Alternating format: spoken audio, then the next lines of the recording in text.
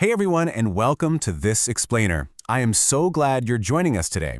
Our mission right now is to really demystify the incredible, diverse therapies we use to treat eating disorders. So let's jump straight in, because we've got some powerful stuff to unpack, and understanding how these tools actually work, well, that is the very first step toward lasting healing.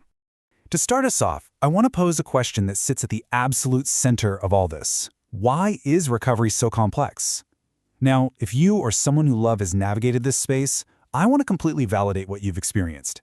Eating disorders are incredibly complex illnesses. They are never, and I mean never, just about food. It's a huge misconception that recovery just means changing what's on a plate. It's actually about unraveling this deeply tangled web of human psychology. You can almost think of an eating disorder like an iceberg, right? On the surface, you see the physical symptoms, things like restrictive eating, weight changes, or purging. But beneath the surface, that's where you find the true psychological drivers. We're talking about a deep need for control, unresolved trauma, severe anxiety, and fractured self-worth. And because these surface behaviors are driven by such profound, deep-rooted factors, a single magic wand approach simply doesn't work. We need a diverse, specialized toolkit. So, let's pop open that therapeutic toolbox. Here's our agenda for today. First, rewiring thoughts. Second, regulating emotions. Third, healing relationships. And finally, holistic and experiential therapies.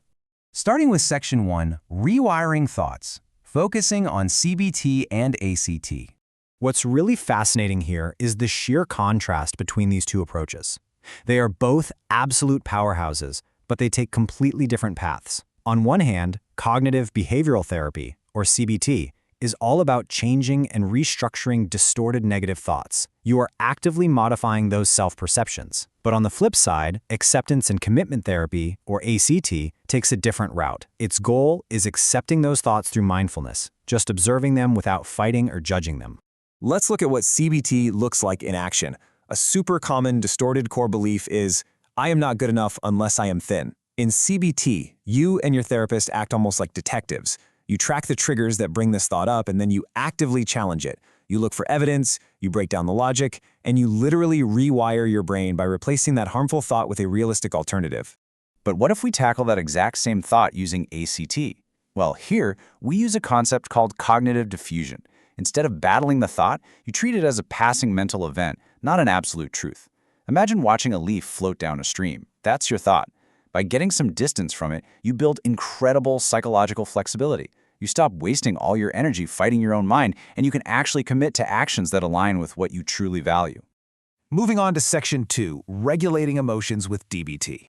Dialectical behavior therapy is built on four main pillars: emotional regulation, distress tolerance, interpersonal effectiveness, and mindfulness.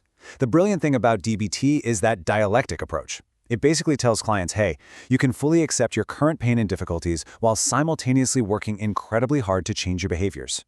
It completely shatters that all-or-nothing mindset. You can be struggling and healing at the exact same time. Okay, so how does this play out in real life? Say you're at work and you get hit with a massive wave of panic. The urge to use a disordered behavior is intense. DBT gives you highly practical skills, like the TIPP method. You might run to the restroom and tip the temperature by splashing ice-cold water on your face. Fun fact, this literally triggers your mammalian dive reflex, forcing an automatic biological reset.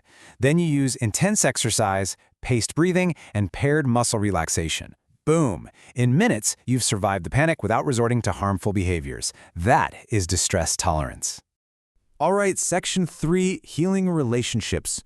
Looking closely at FBT and IPT. Family-based therapy is incredibly structured. We see it a lot with adolescents because it recognizes an eating disorder impacts the entire family, not just the individual.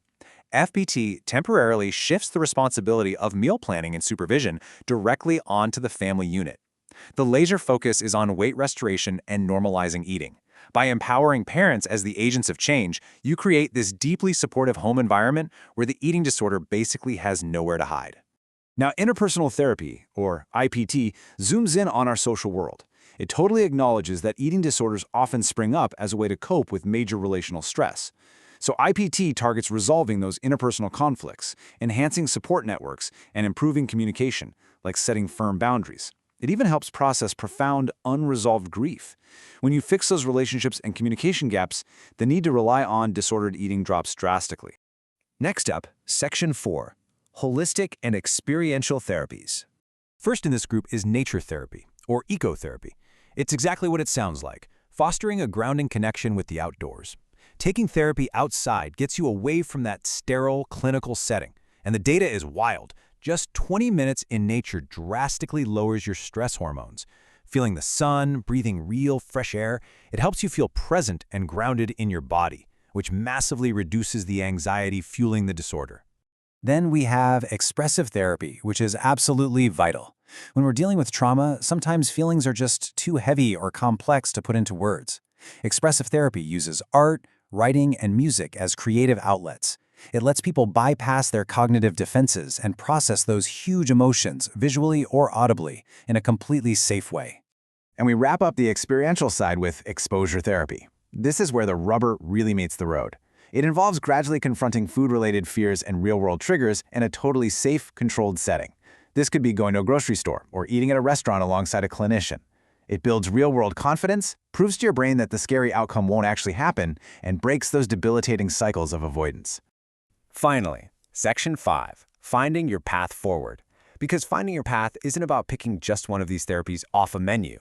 True, comprehensive care beautifully blends all these tools together to treat the whole you, your mind, your body, and your spirit. Asking for help isn't weakness, it's healing.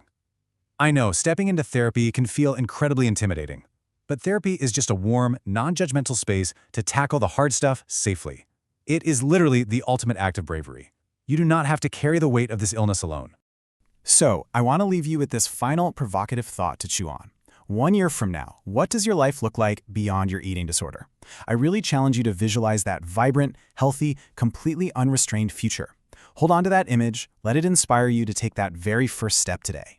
Thank you so much for hanging out with me for this explainer. Keep learning, keep growing, and take care of yourselves.